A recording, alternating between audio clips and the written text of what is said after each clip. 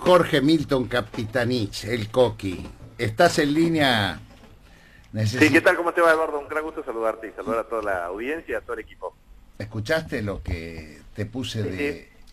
sí, eso lo hemos escuchado muchísimas veces y en la última semana otras tantas. Necesitamos tu reflexión, Coqui. ¿Qué nos Bueno, podés decir de esto que está pasando?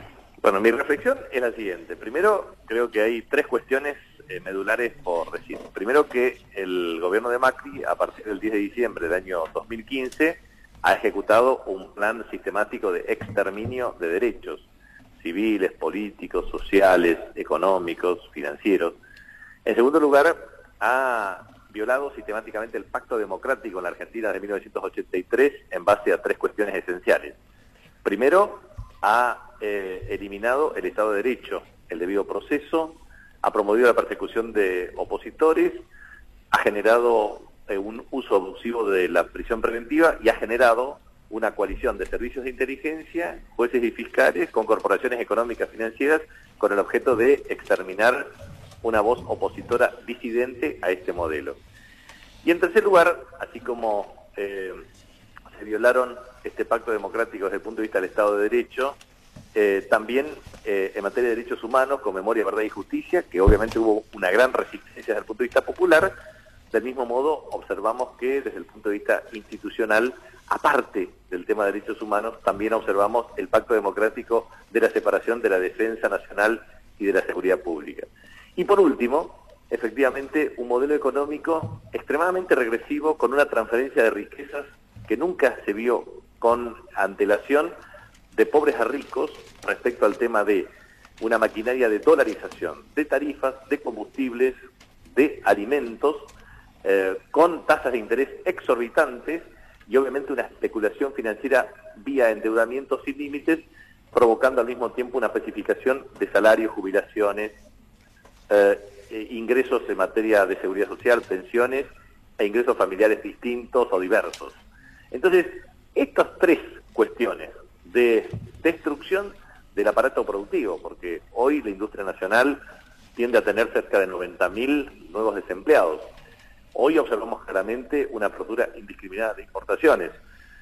Hoy observamos claramente un nivel de regresividad desde el punto de vista de la distribución del ingreso de una manera pavorosa. Entonces, esto ha inducido a un problema serio. Y la verdad es que hoy miraba un tuit que me pareció una descripción acertada en el sentido de esto es como un equipo que se va al descenso y cambia o reduce los miembros de la comisión directiva. Es decir, estas medidas que se pretenden establecer, en verdad, lo que están generando es un error de diagnóstico. El problema central que tiene para mí el gobierno, aparte de un plan sistemático que tiende a generar claramente lo que vinieron a hacer, es decir, 52.000 millones de dólares de fuga de capitales, más de 100.000 millones de dólares de endeudamiento, destrucción del salario real y obviamente vaciamiento del Fondo de Garantía de Sustentabilidad de ANSES. Es decir, han hecho todo lo que se vinieron a proponer hacer, pero porque tienen una concepción también en donde objetivamente el problema central de Argentina es un déficit del sector externo, no el déficit fiscal. El déficit del sector externo, equivalente a 5 puntos del Producto Interno Bruto, que se venía arrastrando del año 2017, lo podían financiar con acceso a financiamiento internacional, que obviamente generó una multiplicación del endeudamiento. Y eso implicó un avance de la deuda en términos del Producto Interno Bruto, que hoy se torna complejo para el cumplimiento efectivo de las obligaciones, a excepción de un acuerdo con el Fondo Monetario Internacional que establece una serie de condiciones y que obviamente es insuficiente para atender ese déficit del sector externo. En consecuencia, lo que pueden pensar mañana es, bueno, abolir 0,6% de transferencias discrecionales a provincias y municipios o a reducir una estructura que ellos la aumentaron en 25%. En definitiva, lo que quieren hacer es que el pueblo pague efectivamente las consecuencias de este nivel de transferencia salvaje que ellos mismos lo han perpetuado. De manera que mi reflexión es que hoy estamos ante un problema serio porque el gobierno no puede inducir a un pacto con la oposición política. Cualquier acuerdo político, económico, social hay que hacerlo desde el primer día con un sentido muy claro desde el punto de vista del crecimiento de la economía, distribución equitativa del ingreso, garantizar efectivamente la consecución y ejecución de derechos. Ahora bien, convocar a la oposición para perpetrar un ajuste salvaje me parece que se torna inviable desde todo punto de vista. Vos estabas planteando, Coqui, recién, dolarizaron las tarifas de los servicios públicos, dolarizaron los alimentos y por supuesto los salarios muy lejos del valor dólar, ¿no? Entonces, ahora que el dólar se fue, ¿cómo se resuelve esto con la gente adentro? ¿Cómo se resuelve? Lo que han logrado es, a ver, primero y principal, que la gran discusión finalmente es, yo creo que hay que hacer una caracterización del sistema político y sistema económico y social a nivel internacional y su correlato de carácter nacional. Primero y principal, el sistema político internacional es claramente tendiente a una democracia de carácter ficcional, porque claramente la socialdemocracia en Europa se ha desacreditado producto de su militancia pro-neoliberalismo, desde el punto de vista económico, que le quitó legitimidad para hacer oposición política alternativa, salvo las excepciones, obviamente, del PSOE, a través de una crisis política con Rajoy. Pero en definitiva, lo que observamos claramente es que la coherencia de la socialdemocracia europea disminuyó sustancialmente la voluntad del electorado en virtud de que el progresismo no encuentra una representatividad en términos de contradicción contra el modelo neoliberal vigente. Entonces, lo concreto es que tenemos una democracia ficcional, porque las corporaciones se apropiaron del Estado para defender intereses minoritarios, en virtud de la cual los gobiernos ya no solamente gerencian en nombre de las corporaciones, sino que ellos ponen sus propios gerentes a través de la voluntad popular y un proceso de manipulación nunca antes visto. Entonces, me parece que este es el principal problema. Tenemos esta tendencia típica de la que tiene Emmanuel Macron en Francia, que es centrismo radical, es decir, centrismo político, progresismo cultural y neoliberalismo económico, con una concentración del ingreso y especulación financiera sin límites y obviamente con una injusticia social sin precedentes. Este modelo a nivel internacional, que es la matriz hegemónica del neoliberalismo, tiene un solo contradictor de alcance mundial, que es la figura del Papa Francisco.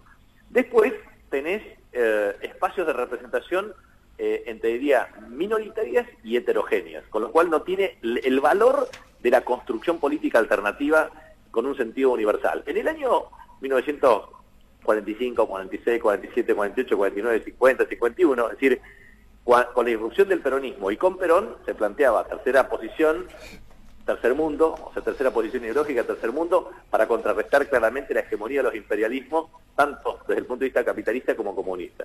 En el caso concreto hoy, tenemos claramente que esta matriz hegemónica neoliberal no tiene un contrapeso de carácter hegemónico alternativo, y ese es el gran problema que nosotros tenemos. En la Argentina, ese correlato se da claramente en un esquema muy particular. Tenemos dos modelos alternativos: el modelo popular, nacional, democrático, encarnado por el peronismo como vertebrador y articulador de estas políticas, y tenemos la hegemonía de un modelo de discursividad y praxis políticas del neoliberalismo. Muy bien. En esa inteligencia se discuten básicamente, primero, la administración del Estado, y desde el Estado, la administración de los precios relativos a la economía. Entonces ahí están las disidencias claras. Primero, para nosotros, desde el peronismo, alentamos un precio de energía barato. ¿Para qué? Para mejorar la calidad de vida de nuestro pueblo, para que las industrias generen valor agregado como incentivo y no exportar energía que se beneficien otros países a expensas del nuestro, y promover al mismo tiempo un modelo de rentabilidad para el comercio y la pequeña y mediana empresa. Bueno, ¿qué quiere el neoliberalismo? Quiere precios de energía dolarizados y altos para vender energía sin valor agregado y sin generar empleo. Por lo tanto, ahí tenemos una primera diferencia cualitativa. Y eso es lo que han hecho desde este gobierno a partir del 10 de diciembre del 2015. En segundo lugar, nosotros tenemos una discusión sobre tasa de interés. Nosotros alentamos tasa de interés regulada, de carácter negativo en general, para incentivar el desarrollo de inversiones, para aumentar la capacidad instalada, para generar una industria con constante crecimiento, con el objeto de multiplicar empleo que mediante convenciones colectivas de trabajo garanticen potenciación del consumo popular. Bueno, ¿qué piensan ellos? Ellos quieren tasa de interés alta. Tenemos la tasa de interés más alta del mundo durante los últimos 5 meses, 60%. Es realmente exorbitante la tasa de interés. Con esa tasa de interés hay mayor incobrabilidad, imposibilidad de canjear cheques, descubiertos irritantes, tasas de interés de crédito de más de 120% para la negociación en cuotas, con lo cual esto es absolutamente imposible. Pero esa tasa de interés solamente genera especulación financiera y obviamente una cultura de la especulación por sobre la cultura del trabajo. Tercer tema, ellos pretenden un tipo de cambio que en definitiva sea fluctuante o suficiente para sus propios intereses sin regulación cambiaria de ingreso y salida de capitales, tanto en remisión de utilidades como en el influjo de carácter especulativo. Y nosotros siempre planteamos un tipo de cambio competitivo, pero regulado, con el objeto de garantizar estabilidad macroeconómica, porque si no tenemos estabilidad macroeconómica es imposible planificar la asignación de recursos para el sector público y o el sector privado. En cuarto lugar, nosotros necesitamos salarios altos. Argentina, 2,8 millones de kilómetros cuadrados, octavo país de superficie en el mundo, obviamente necesita distribuir costos fijos de forma eficiente con una alianza de carácter comercial con nuestro principal socio, que es Brasil, y otros países de Sudamérica, para distribuir más eficientemente los costos fijos y competir con costos directos variables en el mercado mundial para aumentar la oferta de dólares con el objeto de tener equilibrio macroeconómico a largo plazo. Y ellos lo que pretenden es apertura indiscriminada de importaciones, destruir la industria nacional y generar efectivamente un sistema de especulación financiera sin límites. Eso obviamente estamos ante un problema serio y ellos quieren salarios de hambre y nosotros queremos salarios altos porque necesitamos potenciar el consumo popular. Y a su vez también nosotros necesitamos alimentos baratos para alimentar a nuestro pueblo y mejorar su calidad de vida, y ellos quieren alimentos caros para favorecer a grupos concentrados agroexportadores basados en una interrelación con empresas multinacionales con el objeto de tener ganancias excedentarias y un modelo extractivo y de saqueo. Bueno, muy bien, esto es el neoliberalismo, es destrucción del aparato productivo, exacción de riqueza y saqueo. Muy bien, nosotros precisamente luchamos contra eso. Y esa es una diferencia extraordinaria. Es una diferencia tan clara y contundente que se han dado como discusión permanente en los últimos 70 años de la historia argentina, pero arranca hace 207 años. De manera que nosotros tenemos que, o 208 años mejor dicho, pero nosotros tenemos que tener en claro que estos son dos modelos alternativos. Y dentro de este modelo, las medidas que pueden anunciar, que pueden ser miles, son absolutamente inconducentes, porque en definitiva no se trata solamente de medidas dentro del modelo, sino de cambio dentro del modelo, de cambio de modelo. Coqui, ¿cómo estás? Muy buen día, Camilo Vaca Narvaja. ¿Qué tal, Camilo? ¿Cómo andas? Muy bien, muy bien. Te quería hacer una consulta. ¿Cómo ves el desafío de la relación con el Fondo Monetario Internacional y el nivel de endeudamiento que este gobierno nos deja de cara al próximo gobierno? ¿Hay posibilidad de rever en términos de lo que es el endeudamiento, por lo menos en el sector de los privados, la deuda que están tomando este gobierno? Bueno, nosotros observamos claramente que el stock de deuda, al finalizar el primer trimestre del año 2018, ya estaba situado en torno a los 350.000 millones de dólares. Obviamente esa deuda de 42% del Producto Interno Bruto va camino a un crecimiento constante, que puede llegar a 69% o al 82% en proyección.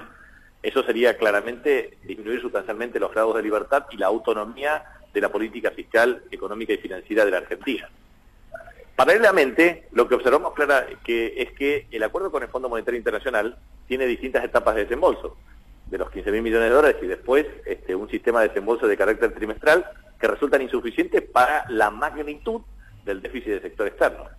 Y obviamente el endeudamiento, que ya supera los 100.000 millones de dólares, también se coloca en una estrategia de emisión de deuda por casi 203.000 millones de dólares, sumando todo lo que hay que sumar de aquí hasta el año 2019, inclusive. Es decir, nosotros observamos que en 4 años de gestión de Macri, la emisión total de todos los componentes del endeudamiento es equivalente a 203.000 millones de dólares, lo cual es extraordinario y exorbitante. Claro. Por lo tanto, ¿qué es lo que nosotros podemos observar? Bueno, que el nivel de emisión de deuda y la perspectiva cierta de colocación de deuda en el mercado financiero internacional hoy está vedado y será vedado hacia adelante. Y obviamente me parece que acá lo que veo es, por un lado, que esta crisis es autoinfligida por las medidas del gobierno, cuya terminal intermedia es el Fondo Monetario Internacional, pero que puede derivar o en una nueva convertibilidad para tener un shock antiinflacionario antes del escenario de la reunión de los de G20, o también puede ser una estrategia de dolarización plena, que obviamente tendría muchas vicisitudes, bemoles y obviamente oposiciones, pero en definitiva creo que si en una economía bimonetaria se alienta sistemáticamente dolarización de alimentos, tarifas, combustibles y los principales componentes de costo, y se especifica salarios, jubilaciones, etcétera, ingresos fijos y gasto público, lo que queda claro es que pretenden estigmatizar un nuevo un nuevo parámetro de convertibilidad con el objeto de aumentar la pobreza decididamente, porque eso te disminuye sustancialmente la tasa de salario promedio, que es la evaluación que hacen estos personajes del neoliberalismo en Argentina. Es decir, para el neoliberalismo en Argentina el problema es el salario, el problema es el gasto estatal y no es el problema efectivamente de los otros componentes de la estructura de costos. Coqui, acá Juan Manuel te saluda también. ¿Qué tal, Juan Manuel? Quería preguntarte en términos políticos, ¿no? Como vos un protagonista del peronismo, ¿cuánto margen crees? Hay un sector del gobierno que plantea, y de hecho Macri mañana va a tener una reunión con gobernadores, que plantea la necesidad de que este ajuste, esta nueva etapa del ajuste sea avalada por los gobernadores peronistas. ¿Cuánto margen crees que sigue teniendo ese sector del peronismo que le ha dado gobernabilidad a Macri hasta el día de hoy para acordar políticas que sabemos que están llevando a la Argentina al precipicio? Bueno, primero tengo que hacer una caracterización del sistema político. El sistema político tiene tres condiciones esenciales: contradicción, coherencia y convicción. Si no hay convicción, no hay coherencia, y si no hay coherencia, no hay contradicción. De manera que si el oficialismo y la oposición se mimetiza, el sistema político se quiebra. Y obviamente, cuando se quiebra el sistema político, carece de representatividad popular, y en consecuencia se articula una crisis que es objetivamente incontrolable. El sistema político tiene que tener la válvula de escape, que es precisamente desde la movilización social, para la movilización social ascendente y de reclamo popular, y obviamente la articulación de un sistema político de alternancia, porque si fracasa un gobierno, no necesariamente tenemos que fracasar todos. Tiene que haber otra alternativa efectivamente capaz de conducir los destinos del país. Entonces, bajo el supuesto del principio de gobernabilidad, evidentemente muchos sectores del peronismo dieron el quórum y el voto para acordar con los fondos buitres a iniciar un vertiginoso proceso de endeudamiento que hoy nos genera una debacle. Muchos acordaron efectivamente parte de la estrategia de vaciamiento del Fondo de Garantía de Sustentabilidad, el cercenamiento de derechos. De manera que eso es incompatible con una democracia cuya representatividad se basa en tener capacidad de alternativa. Entonces, dicho en buen romance, lo que planteo es lo siguiente: ¿cómo el gobierno hoy pretende generar un acuerdo con la oposición cuando desde el primer momento ha generado un proceso desde persecución política judicial hasta avasallamiento permanente de derechos y destrucción de cualquier vestigio de prestigio en materia política? La verdad que eso es absolutamente inconducente. Y también los que se prestaron a ese acuerdo de gobernabilidad, en realidad se prestaron a un acuerdo de gobernabilidad para exterminar y cercenar derechos, para definitivamente destruir el aparato productivo, generar apertura indiscriminada de importaciones y destruir el ingreso de las familias. La verdad es que hoy el gobierno no tiene ni autoridad moral ni política para proponer un acuerdo que genere ajuste.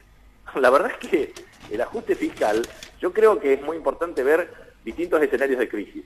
En el año 2002, cuando Dualde asume el ejercicio de esa presidencia que fue de emergencia, hubo una coalición en el Congreso que permitió promover iniciativas legislativas con consenso. En el año 2013, recuerdo que nosotros tuvimos un cimbronazo desde el punto de vista de ataque especulativo, que es bueno recordar lo siguiente: durante 12 años y medio observamos 5 ataques especulativos por 70.000 millones de dólares. Aquí, en 32 meses, más de 52.000 millones de dólares de fuga y obviamente ataques especulativos incontrolables desde el punto de vista de la evolución. Recordemos que prácticamente se duplicó el tipo de cambio durante 12 años y medio y acá, en definitiva, se está generando prácticamente un aumento de 4 veces. Entonces, lo que quiero transmitir es que hay un problema serio que tiene que ver con la falta de confianza, no solamente en los mercados, sino en la articulación de un consenso político por parte del gobierno.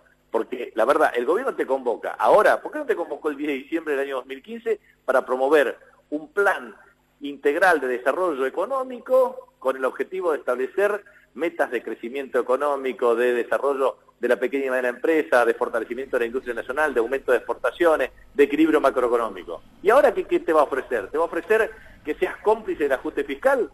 No, la verdad es que este es un tema que el gobierno mismo tiene que hacerse cargo, porque la verdad es que los mismos ministerios, ya lo decía Perrón con respecto a Carrillo, Argentina tiene Ministerio de Agricultura para cuidar a las vacas, pero no tiene Ministerio de Salud para cuidar a la gente.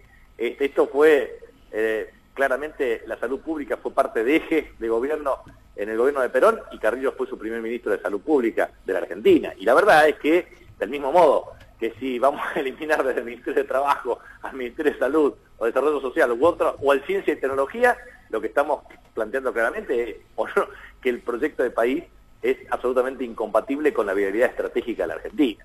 Entonces yo creo que ese es un tema clave en el sentido de la incapacidad objetiva desde el punto de vista político de obtener consenso.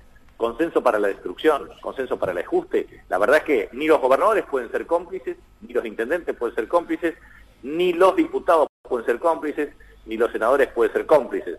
Porque si son cómplices, van a ser cómplices claramente de un gobierno que llegó a este estadio de crisis precisamente por su propia concepción de un modelo que estaba equivocado. Para eso la democracia es absolutamente imperiosa de realizar. Es lo mismo que un presidente. Comandante jefe de las Fuerzas Armadas va a declarar una guerra contra un país vecino. La verdad es que si no hay un Congreso que le pare y diga, mire, esto es una locura, lo mismo ocurre en materia económica. Para eso está la democracia, para que las voces disidentes podamos decir claramente nuestra verdad en términos de atenuar cualquier decisión de carácter unilateral. Porque las decisiones de carácter unilateral no responden a la democracia, responden a un gobierno autoritario que perjudica a todos. La verdad que nosotros lo que necesitamos es protegernos todos y proteger a todos los argentinos. Y me parece que hay que tener claramente una condición esencial. Por ejemplo, el Partido Justicialista de la provincia de Buenos Aires emitió un documento para declarar la emergencia laboral, alimentaria, también educativa, porque obviamente, o de seguridad, porque son problemas serios que lo están viendo. Yo acabo de tener acá una reunión de la Comisión de Acción Política de nuestro frente electoral, planteando claramente una convocatoria al Consejo Económico y Social con el objeto de defender los intereses de nuestra provincia y del pueblo chaqueño. Es decir, nosotros tenemos que ver claramente que con si las tarifas están dolarizadas y pretenden ajustar con una espiralización inflacionaria, la verdad es que esto torna la tensión social inmanejable. O del mismo modo que el tema de combustible que aumenta todos los días, o del mismo modo que se pulverizan los salarios por la incapacidad objetiva de generar un marco adecuado de estabilidad macroeconómica. ¿Te puedes imaginar acá? Están cerrando comercios. Me llaman restaurantes o comercios o bares que realmente han crecido mucho durante nuestro periodo de gobierno, y la verdad es que hoy tienen que cerrar porque no pueden pagar sus sueldos. ¿Cuántas pequeñas y medianas empresas ya han cerrado? Cerca de 6.000. ¿Cuántos desempleos, cuántos empleados de la industria están siendo despedidos y los que se avisoran que pueden ser despedidos porque la gente no tiene capacidad de demanda y en consecuencia no hay consumo y la gente no vende y tiene que pagar su alquiler y está desesperada? Entonces creo que hay que ponerle un manto de racionalidad, no permitir que efectivamente se toman decisiones y no hacerle caso ni a los trolls que creen que porque tener troll en las redes sociales vituperiando a opositores, esto se va a resolver. Hay que poner cabeza fría, razonar bien los temas. Esto es un problema de modelo y necesita racionalidad para la construcción alternativa. Coqui, muchísimas gracias, siempre aprendiendo. Me quedo con una oración. Suprimimos un Ministerio de Salud para cuidar a las personas y dejamos un Ministerio de Finanzas para endeudar a la patria. Eso lo haría hoy. Abrazo grande, y como gracias, que no venga seguido vos, un poco más nacionalmente, lanzamos acá a Guillermina Capitani, te aviso. Sí, acá está conmigo, Está conmigo.